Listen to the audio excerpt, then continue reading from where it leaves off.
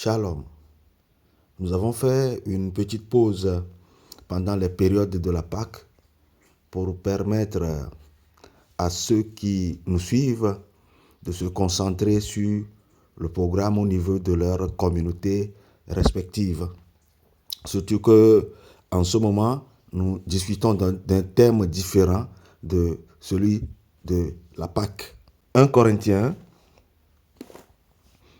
chapitre 1, verset 18 dit: Car la prédication de la croix est une folie pour ceux qui périssent. Mais pour nous qui sommes sauvés, elle est une puissance de Dieu. Nous allons parler dans cette émission de l'incrédulité face à l'avènement de Christ. En effet, j'ai noté 3 catégories de personnes.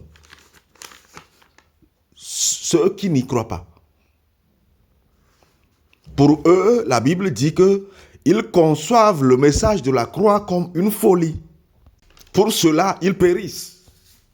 On les trouve régulièrement dans les boîtes de nuit, dans les buvettes.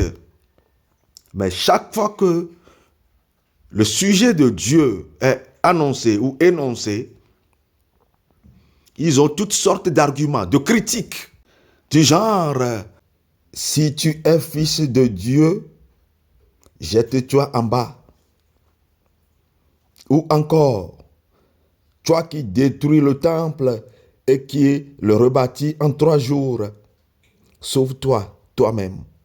Ce genre de propos montre un esprit de moquerie, d'incrédulité vis-à-vis du message de la croix, vis-à-vis de la grâce, et ont tendance à vouloir éprouver Dieu, comme le diable l'a fait. Ils ont tendance à dire des choses que Dieu doit faire pour prouver qu'il est Dieu. Et nous devons nous méfier de ces genres de discussions et de ces sœurs et de ces frères-là, qui souvent comptent sur leur matériel, leur intellectualité, leur diplôme, leur richesse, leur notoriété, leur classe sociale. Ils se suffisent à eux. Aussi, ils ne sentent pas le besoin, la nécessité d'un Dieu, et ils ont souvent cette air supérieur à vouloir contrôler les discussions, à vouloir montrer que c'est eux qui connaissent les choses de Dieu ou de la réalité qu'il faut suivre. Bien-aimés, faites attention à cette catégorie de chrétiens. Ils parlent de la part du diable. Ils ont la langue du serpent. Nous avons également cette catégorie de ceux qui doutent. Généralement, c'est des chrétiens pas sérieux dans leur foi, qui doutent de la réalité de la croix.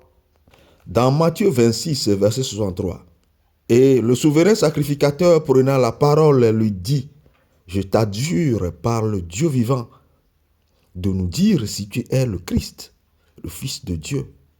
Et dans Matthieu 27, le verset 40, le brigand dit: si tu es le Fils de Dieu, descends de la croix.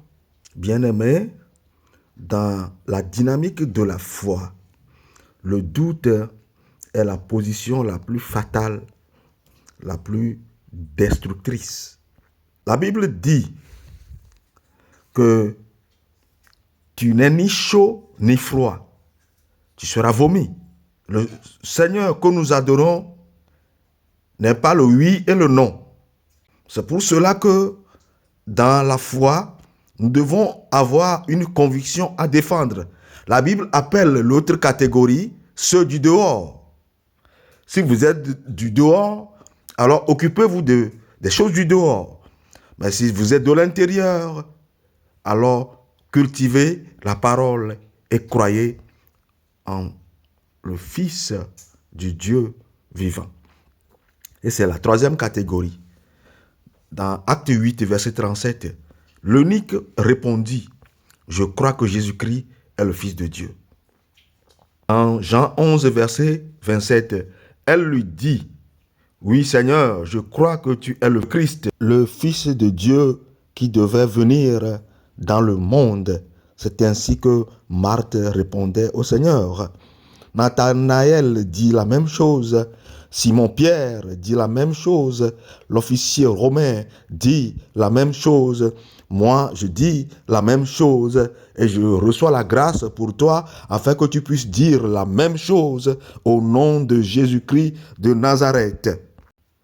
Et ceux qui doutent encore et raisonnent en disant « Oh, les chrétiens nous fatiguent avec leurs fables de Jésus, de résurrection », écoutez ceci. Jean 20, verset 31 dit « Mais ces choses ont été écrites afin que vous croyiez que Jésus est le Christ, le Fils de Dieu, et qu'en croyant, vous ayez la vie en son nom. » Autrement dit, vous n'avez plus de raison de porter des critiques, sauf si vous choisissez le chemin de la perdition, de l'incrédulité. Que Dieu nous fasse grâce. Amen.